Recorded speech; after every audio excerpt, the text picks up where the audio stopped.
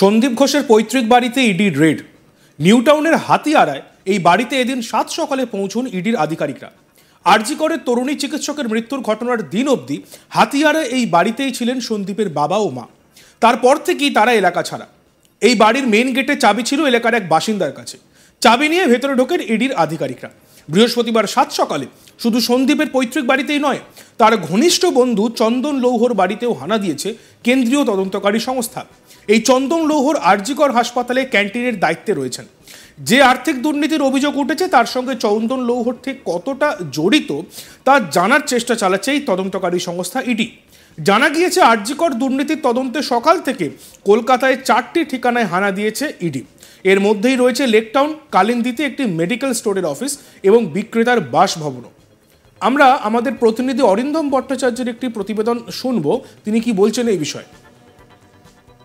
শহরের একাধিক জায়গায় কিন্তু ইডি আধিকারিকরা রেড করছে এবং আরজি করের যে আর্থিক দুর্নীতি সেই দুর্নীতির তদন্ত কিন্তু ইডি শুরু করেছে। আমরা জানি যে এই দুর্নীতির তদন্ত প্রথম রাজ্য সরকার সিট গঠন করেছিল এবং সেই সিট গঠন করেছিল সেই তদন্তের জন্য। তারপর কিন্তু আমরা দেখি যে এই তদন্তভার ইডি হাতে নেয় এবং ইডির তদন্তভার হাতে নেওয়ার পরেই কিন্তু প্রথম দিনই আমরা দেখেছিলাম গত শুক্রবার তারা কিন্তু পৌঁছে গেছিল সন্দীপ ঘোষের বেলেঘাটার যে বাড়ি বা তার শালিকার বাড়ি, পাশাপাশি তার পিএ বা অন্যান্য যারা অ্যাসোসিয়েট ছিল তাদের প্রত্যেকের বাড়িতেই সেখানে পৌঁছে যায় এবং তাদের সেখানে জিজ্ঞাসাবাদও করে। এরপরে আমরা দেখতে পেয়েছিলাম যে সন্দীপ ঘোষের স্ত্রী এবং শালিকা তারা ইডি দপ্তর, সল্টলেকের সিজিও কমপ্লেক্সে যে ইডি দপ্তর সেখানে তারা এসে পৌঁছয়। সেখানে তাদেরকে বাড়ি থেকে যে জিনিসগুলো সিজ করে নিয়ে আসা হয়েছিল সেগুলো তাদের সামনে খোলা হয় এবং তারপর তাদেরকে বেশ কিছু জিজ্ঞাসাবাদ করা হয় বলেও আমরা সিবিআই ইডি সূত্রে জানতে পেরেছিলাম।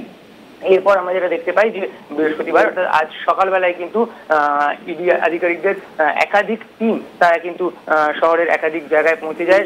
যেমন সন্দীপ ঘোষের যে বাড়ি রয়েছে হাতিয়ারাতে, নিউটাউন হাতিয়ারাতে তার যে বাড়ি যেখানে তার বাবা মা থাকতেন, সেই বাড়িতে কিন্তু এই মুহূর্তে ইডি আধিকারিকরা পৌঁছে গেছে এবং সেখানে কিন্তু তারা এই মুহূর্তে তল্লাশি অভিযান চালাচ্ছে। এই বাড়িতেই কিন্তু সন্দীপ ঘোষের বাবা মা থাকতেন এবং ঘটনার দিন অর্থাৎ আরজি করের যে ঘটনা, যে তরুণী চিকিৎসকের যে মৃত্যুর ঘটনা, সেই ঘটনার দিন পর্যন্তই কিন্তু সেখানে তারা বাবা মা ছিলেন বলেই কিন্তু আমরা সেখানকার যারা প্রতিবেশী তাদের কাছ থেকে জানতে পারছি এবং তারপর থেকে তাদেরকে আর সেখানে দেখা যায়নি এবং তাদের বাড়ির যে চাবি সেই চাবি তাদের প্রতিবেশী একজনের কাছে দেওয়া রয়েছে এবং সেই প্রতিবেশীর থেকে চাবি নিয়েই কিন্তু এদিন ইডি আধিকারিকরা ভেতরে ঢুকেছে এবং এই মুহূর্তে তল্লাশি অভিযান চালাচ্ছে। পাশাপাশি আমরা এটাও জানতে পারছি যে টালা অঞ্চলে চন্দন লোহার তার বাড়িতেও কিন্তু ইডি আধিকারিকরা পৌঁছে গেছেন। তিনি কিন্তু আরজি করের ভেতরে যে ক্যান্টিন সেই ক্যান্টিনের দায়িত্বে ছিলেন, অর্থাৎ তিনি ক্যান্টিন চালাতেন। সেখানে ইডি আধিকারিকরা পৌঁছে গেছে, সেখানেও কিন্তু তাকে জিজ্ঞাসাবাদ করা হচ্ছে এবং এর পাশাপাশি লেকটাউন সংলগ্ন কালিন্দি অঞ্চল, সেই কালিন্দি অঞ্চলের ভেতরে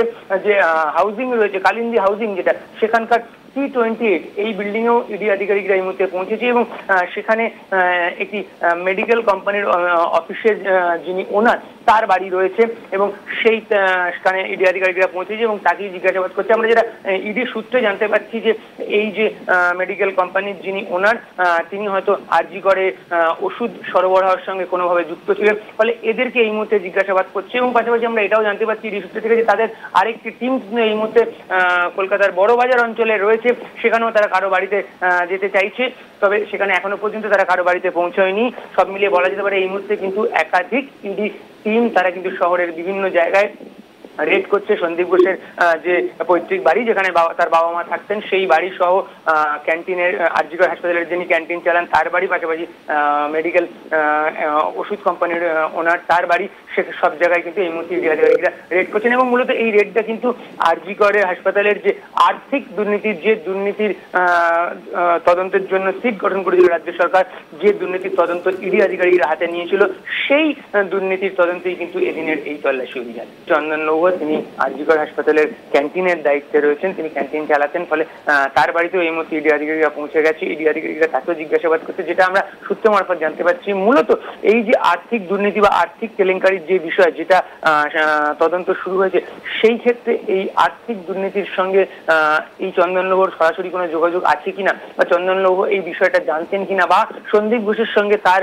কি ধরনের যোগাযোগ ছিল বা তার এই ক্যান্টিনের বরাত পাইয়ে দেওয়ার ক্ষেত্রে সন্দীপ ঘোষের কোনো হাত ছিল কিনা, এরকম একাধিক প্রশ্ন কিন্তু ইডি আধিকারিকরা তার কাছে প্রশ্নের উত্তর জানতে চাই বলেই কিন্তু আমরা ইডি সূত্রে জানতে পারছি এবং সেই জন্য কিন্তু এদিন সকালবেলায় তার বাড়িতে পৌঁছে গেছে এবং তাকে কিন্তু এই মুহূর্তে জিজ্ঞাসাবাদ করছে এবং তার কাছ থেকে এই বিষয়গুলো ইডি আধিকারিকরা জানতে পারছে। তবে এখনো পর্যন্ত আমরা যেটা জানতে পাচ্ছি যে তদন্তে অসহযোগিতা বা অর্থাৎ ইডি আধিকারিকদের অসহযোগিতা করার কোনো তথ্য কিন্তু এখনো পর্যন্ত আসেনি। ফলে ইডি আধিকারিকরা চন্দনলোকে যেটা জিজ্ঞাসা করছে, যেটা আমরা সূত্র মারফত জানতে পারছি, তার উত্তর হয়তো চন্দনলোর লেক টাউন কালিন্দির যে বাড়িটি, এটা একটি মেডিকেল কোম্পানির বাড়ি এবং তার যে কোম্পানির মালিক, সেই কোম্পানির যে মালিক, সেই মালিকের বাড়িতেই কিন্তু এই মুহূর্তে ইডি আধিকারিকরা পৌঁছেছে এবং ইডি আধিকারিকরা রেড করছে। মূলত আমরা যেটা ইডি সূত্রে জানতে পারছি যে এই কোম্পানি কিভাবে এই সরবরাহ করার বরাত পেয়েছিল বা সরবরাহ করার ক্ষেত্রে, মানে অর্থাৎ আরজি করে সরঞ্জাম সরবরাহ, মেডিকেল সরঞ্জাম সরবরাহ করার ক্ষেত্রে তাকে কোনো সুবিধে পাইয়ে দেওয়া হয়েছিল কিনা, বা সন্দীপ ঘোষের সঙ্গে তার কতটা ঘনিষ্ঠতা ছিল বা তার কতটা যোগাযোগ ছিল, বা এখানে কোনো আর্থিক লেনদেনের ব্যাপার ছিল কিনা, বা এই যে দুর্নীতি, যে দুর্নীতির কথা বারবার বলা হচ্ছে, আর্থিক দুর্নীতির কথা, যে দুর্নীতি তদন্ত করার জন্য রাজ্য সরকারই প্রথম সিট গঠন করেছিল, সেই যে দুর্নীতি যার তদন্ত ইডি করছে, সেই আর্থিক দুর্নীতির ক্ষেত্রে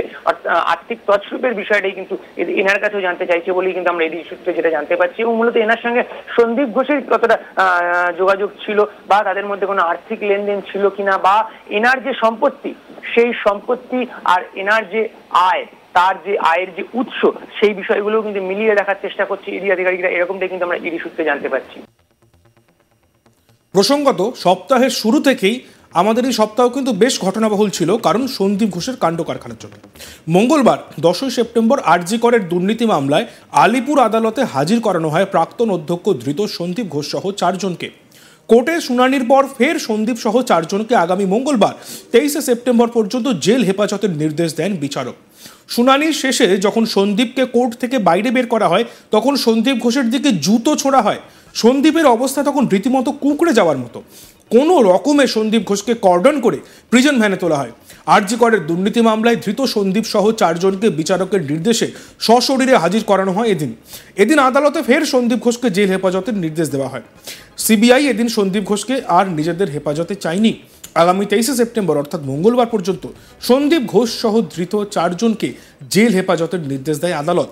এদিন সন্দীপ ঘোষের সঙ্গে আরজি কর দুর্নীতির মামলায় ধৃত বাকি 3 জন অর্থাৎ সুমন হাজরা, বিপ্লব সিংহ এবং আফসার আলীকেও জেল হেফাজতে পাঠানো হয়। এদিকে আবার দেখা যাচ্ছে সন্দীপ ঘোষের যেমন কীর্তি, তার কোনো শেষ নেই, তার যেন সম্পত্তিরও শেষ নেই।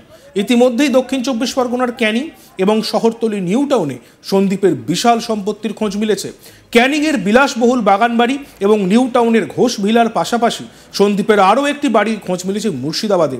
বহরমপুরের বাবুপাড়ায় হদিশ মিলেছে সন্দীপ ঘোষের একটি ফ্ল্যাটের। জানা গিয়েছে বিলাসবহুল গাড়িতে করে এই ফ্ল্যাটে আসতেন সন্দীপ ঘোষ।